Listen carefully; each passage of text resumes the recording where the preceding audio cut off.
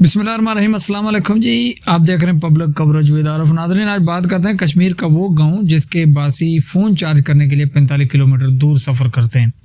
تو اس سے پہلے کہ میں اپنی کہانی کا آغاز کروں، آپ سے ریکویسٹ ہے کہ میرے چینل کو سبسکرائب ضرور کر دیں جی، اور اگر ویڈیو اچھی لگے تو لائک اور کمنٹ میں اپنی رائے ضرور دیجیے گا۔ تو جی ہاں، بات کرتے ہیں کہ کشمیر کا ایک ایسا گاؤں جو ہے وہ اپنے موبائل چارج کرنے کے لیے 45 کلومیٹر دور جاتے ہیں۔ لائن آف کنٹرول LOC کے نہایت ہی قریب انڈیا کے زیر انتظام کشمیر کے ضلع کپواڑہ میں خوبصورتی ہمالیاتی پہاڑی سلسلے کے درمیان واقع ون دجی گاؤں کے 19 سالہ کلثومہ کے لیے جدید زمانہ صرف ایک محاورہ ہے، کیونکہ ان کی زندگی قدیم انسانوں جیسی ہی ہے۔ ون دجی گاؤں کے 5 نسلوں نے جو ہے وہ آج تک بجلی کی روشنی نہیں دیکھی، اور نئی نسل بھی باورچی خانے میں چولہے کی آگ اور روشنی کے لیے مشعل کے دھوئیں میں پروان چڑھ رہی ہے۔ اس گاؤں کو صدیوں سے بجلی کا انتظار ہے، کیونکہ اسے بھی جو ہے وہ ابھی تک بجلی کی گرڈ کے ساتھ نہیں جوڑا گیا۔ اس گاؤں کو ہم جدید دور کے قدیم انسان ہیں جی۔ ون دجی کی طرف جانے والے راستے ہی دشوار نہیں ہیں، یہاں کی زندگی بھی مشکلات کے بیچ گھری ہوئی ہے۔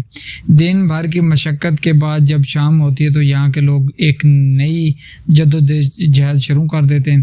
کلثومہ کہتی ہے کہ یہاں خواتین زیادہ پریشان ہیں، کیونکہ دن میں چولہے کا دھواں ہوتا ہے اور رات میں پڑھائی کے وقت مشعل کا دھواں انہیں بیمار کر دیتا ہے۔ وہ کہتی ہیں کہ گاؤں سے باہر جاتے ہوئے انہیں احساس ہوتا ہے کہ وہ انسانی تہذیب کا حصہ نہیں ہے۔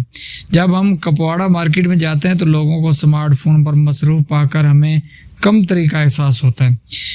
کسی رشتہ دار کے یہاں جاتے ہیں تو وہاں ہیٹر، بوائلر، گیزر وغیرہ دیکھ کر ہمیں لگتا ہے کہ ہمارے لیے وقت ادھر ہی رک گیا ہے، جب انسان آگ سے ہی کھانا پکاتا تھا اور آگ سے ہی رات میں روشنی کرتا تھا۔ ہم جدید دور کے قدیم انسان ہیں۔ سڑک کے ذریعے رابطوں کی کمی اور بجلی کی نایابی کی وجہ سے لوگوں کے دن پہاڑیاں سر کرتے ہوئے گزر جاتے ہیں۔ کپواڑہ سری نگر سے شمال کی جانب 75 کلومیٹر دور لائن آف کنٹرول کا قریبی ضلع ہے جی۔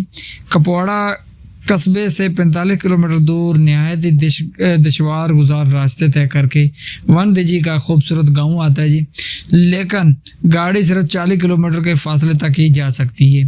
وہاں سے لوگ پیدل پہاڑ سر کر کے بستی میں پہنچتے ہیں۔ ہمیں اسی پیدل سفر کے دوران بشیر احمد میر ملے، جن کے کندھے پر گھریلو سامان لدا ہوا تھا۔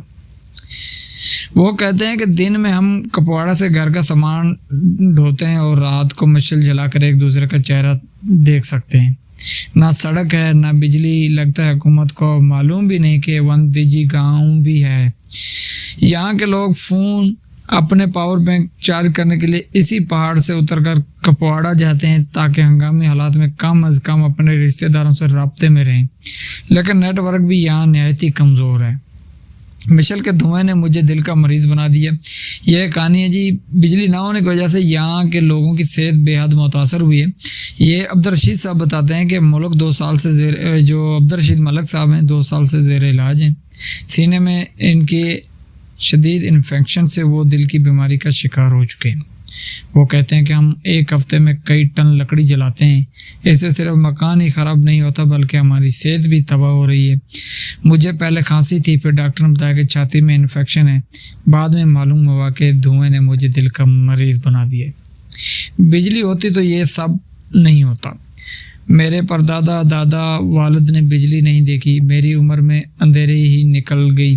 میری اب یہ چھوٹے بچے ہیں، کیا پتہ ان کا کیا ہوگا۔ 500 سے بھی کم آبادی والے اس گاؤں کے اکثر لوگ شام کو مشعلوں سے روشنی کرتے ہیں اور سینے، گلے اور آنکھوں کی مختلف بیماری میں مبتلا ہیں جی، لیکن اب تک اس گاؤں میں بجلی پہنچائی کیوں نہیں جا سکی؟ حکام کہتے ہیں کہ اس گاؤں میں بجلی پہنچانے میں راستوں کی دشواری رکاوٹ بنی ہوئی ہے۔ محکمہ بجلی کی ایگزیکٹو انجینئر محمد شفیع وانی نے بھی BBC کو بتایا کہ ون دجی سطح سمندر سے 12,000 فٹ کی بلندی پر ہے۔ راستے بہت خطرناک ہے، وہاں تک بجلی کی فراہمی کی جا سکتی ہے، لیکن بجلی کا انفراسٹرکچر جو ہے نا وہ بنانے کے لیے سامان پہنچانا بہت مشکل ہے۔ تاہم اب حکام کے مطابق رواں سال کے اختتام تک اس گاؤں کا انتظار ختم ہو سکتا ہے۔ محمد شفیع وانی نے BBC کو بتایا کہ ہم نے تھوڑا سا سامان پہنچایا ہے، اس سال کے آخر تک ہم وندی کو گڑھ کے ساتھ جوڑ سکتے ہیں۔ شام کو اندھیرا ہونے کے بعد جب ریاض احمد لون کے گھر پہنچے تو ان کی 11 سالہ بیٹی آصفہ جان انفارمیشن ٹیکنالوجی سے متعلق باب کا مطالعہ کر رہی تھی اور ساتھ ہی ریاض لکڑی کے مشعل جلائے روشنی کر رہے تھے۔ ریاض کہتے ہیں ہمارے بچوں کا مستقبل خطرے میں ہے۔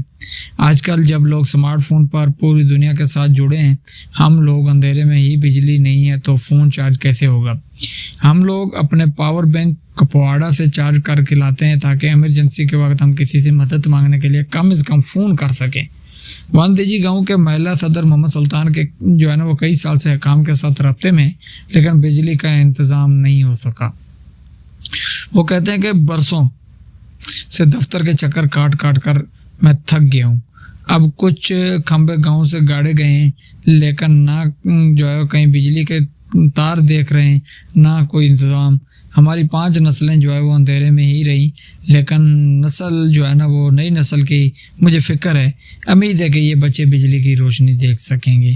تو یہ ہے جی آج کے جدید دور میں بھی کشمیر کے لوگوں کے حالات جو کہ انڈیا کے زیر انتظام ہیں۔ تو اب تک کے لیے اتنا، انشاءاللہ ملتے ہیں کسی اگلی ویڈیو میں۔ ایک مرتبہ پھر آپ سے ریکویسٹ ہے کہ ہمارے چینل کو سبسکرائب کریے۔ اللہ حافظ۔